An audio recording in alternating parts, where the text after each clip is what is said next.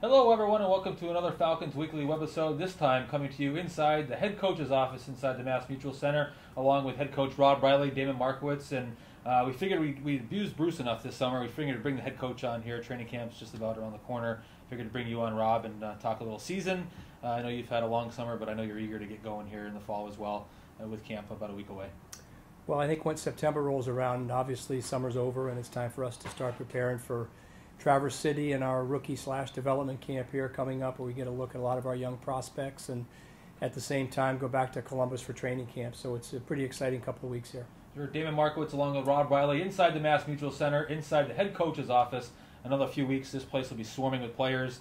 We're a few weeks away. You got to go to Columbus first, take care of business there. But it's going to be an exciting season. It's been an exciting summer as we look forward to the fall. But don't forget about the social media streams on there before we get into today's agenda.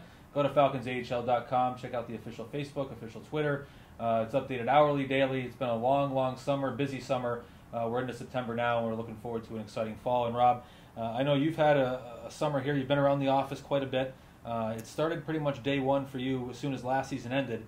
You went into some scouting trips right after, right into the AHL playoffs. You carried that over into the spring and summer. You were out in Columbus in late June for a conditioning camp, a prospect camp that they had there. Just walk us through from that time, from prospect camp through the free agency to now, how it's gone for you this summer and what it's entailed. Sure, like you said, Damon, the season ended last year, and Bruce Landon and Chris McFarland met immediately on addressing some of our needs, and they included Brad Larson and myself to go out and scout some of these playoff games. And it was a really good experience for us to see these teams and to see why they were in the position they were in the playoffs, and to see Binghamton go all the way. It was pretty exciting for them, and exciting for us to see kind of a smaller market team have success and win the Calder Cup. So with that, we had an idea of some of the players that we targeted for free agency, and in all honesty, Chris McFarland and Bruce did a phenomenal job of landing the top end guys that we needed and that we wanted. So that was very positive. From there, we went to the development camp and saw some of our young guys, some of our draft guys that we didn't know too much about, and got a chance to watch them. We'll see them again here in Traverse City next week, and so we're putting it all together here. It's still pretty chaotic time as far as numbers, and you have training camp here at the end of the month, and we'll have 10 or 11 guys in to get a good look at before the rest of our team settles in. So still pretty much kind of a wait and see and observing, but deep down we think we have the nucleus of a real good team. Step one is going to Traverse City. We're filming this on Tuesday. You leave Thursday, and then I think Traverse City, you start playing games there on Saturday. Walk us through, for those who don't know the whole Traverse City Prospect Tournament, just what is the environment and how do you handle that as a head coach? It is a great tournament for 8 teams. 8 NHL teams bring their top prospects. We open with Detroit right away. It's a great atmosphere. Locally it's drawn well. It's been there for a number of years. Top prospects for all the teams. Some teams stack their teams a little more than others as far as who they bring, and in many cases, Minnesota last year had a great team. They had a lot of guys that played in their AHL team. We did not go that route, but this year we will have some of our defensemen, Ruth Goluboff, guys that played last year, will get an opportunity to go back and play in Traverse City, which will be great for them and great for us. And it's just a very good opportunity to showcase some of these young guys, many of whom, on paper right now, 11 or 12, should be in Springfield this year. The 8 or 10 other guys will get a good look at, and maybe down the road. Sure. Once Traverse City concludes, I know you go to the main camp in Columbus, and then it's back here in Springfield later at the end of September. I think September 24th, 25th, that weekend, you start camp here in Springfield. What's the early game plan there? How do you make that transition? What are your goals when you come from main camp from Columbus back here to Springfield? What are you looking to do right away as you open up the Falcons camp here in September? Well, once again, kind of the unknown is exactly when guys will be released to come back here.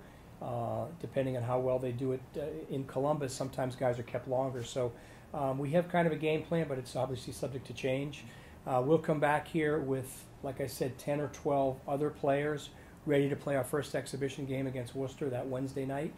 And then, I think by Thursday or Friday, we should get most of our guys, maybe not all of them, back here. So we'll be looking to try to, get guys games right away, and at the same time, get a good look at them. But really, come the weekend here, should have a full complement here to our roster, and then we will hit the ground running very hard there on on Sunday of that week to get ready for our first games the next weekend. Sure. Damon Markiewicz along with Rob Riley inside the head coach's office here at the Mass Mutual Center. A few weeks away from training camp opening up. Columbus opens up their prospect camp this coming weekend, so an exciting time. Summer's over, fall is here. I want to go into the coaching staff a little bit. Last year it was yourself and Brad Larson on the coaching staff here in Springfield. You brought Nolan Pratt in as well as another assistant coach. Just walk us through out there. Nolan, obviously known here in Springfield, had a great playing career here in Springfield, starting his career here. Just walk us through the duties here, how that's going to be all divided up with yourself, Brad, and Nolan going into the season. Well, I think Brad and I both gained a lot of experience in year one. Bringing Nolan in to work with the defense will be a tremendous addition, a tremendous plus for the organization here this year for all our young defensemen. Nolan obviously had a great career, long career, very patient, should be a very good teacher. Also working the video, he replaces Damon Markiewicz, who was on staff last year. Many didn't know it, but did a lot of good work for us behind the scenes. But I think just having one more person to take the pressure off of, Brad on some days as far as working with the D and being a little more specialized as coaches should be very beneficial to all our players. Sure, and you mentioned the D. There's going to be potentially some familiar faces back on the blue line. As a head coach, how important is it, if you haven't played the defensive position, how important is it to have a former defenseman back there? Nothing, and Brad did a great job, obviously, overseeing him last year, but just how much of an importance is that on a staff to have a former defenseman back there working with the young kids? Well, once again, I think it gives, we're here to develop these players to get them ready for Columbus. No one will be able to just focus on those 6 or 8 guys and work with them, whereas Brad and I were kind of mixing and matching all of the players. So getting that individual instruction, I think, will help expedite their development to get them ready for Columbus.